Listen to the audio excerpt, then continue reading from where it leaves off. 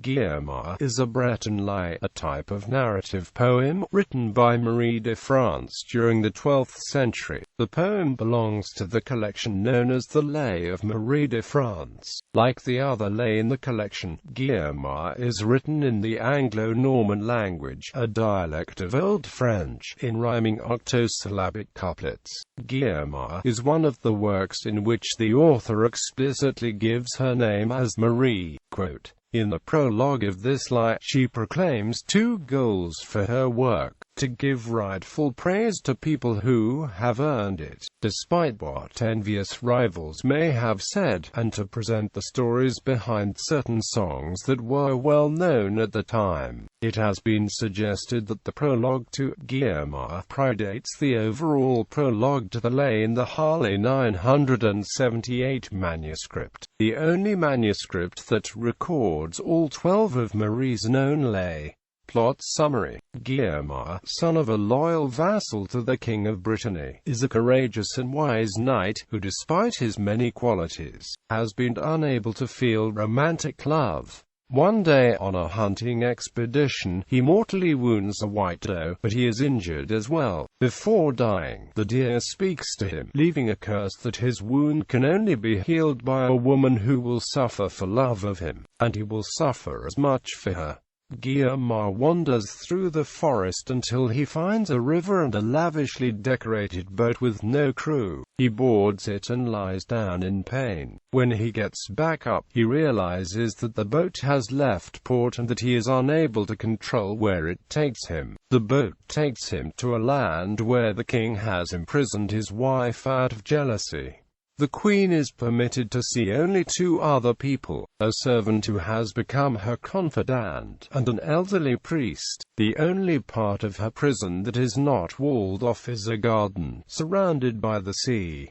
The boat carrying Guigemar docks near the garden. The queen and her servant tend to the knight's wound and shelter him within the gilded cage. Guigemar and the queen fall in love almost immediately, but they are each uncertain if the feelings are mutual. The knight confides his feelings to the servant, who arranges a secret meeting with the queen. Once the queen is convinced of the sincerity of Guigemar's motives, they consummate the love. The year and a half of bliss is ended when the king's chamberlain discovers them together. The king forces Guigemar to return to his own country. As signs of their fidelity to one another, the queen ties a knot in his shirt that only she can untie without daring a cutting, and he gives her a belt tied with a knot that only he can untie. Guigemar is hailed as a hero in his own country, but he can only think of his distant love. Meanwhile, the king imprisons the queen within a marble tower. After 2 years of captivity, she has become very depressed out of her longing for Guigemar. She manages to escape the tower and considers drowning herself in the nearby sea. She then spots the same mysterious ship that had carried Guigemar long ago, and she decides to board it. The ship brings her to Brittany, where she is taken captive by the Lord Merida. He falls madly in love with her and tries to rape her, but the chastity belt prevents his attempt. Later on, Lord Merida holds a jousting tournament, which Guigemar attends.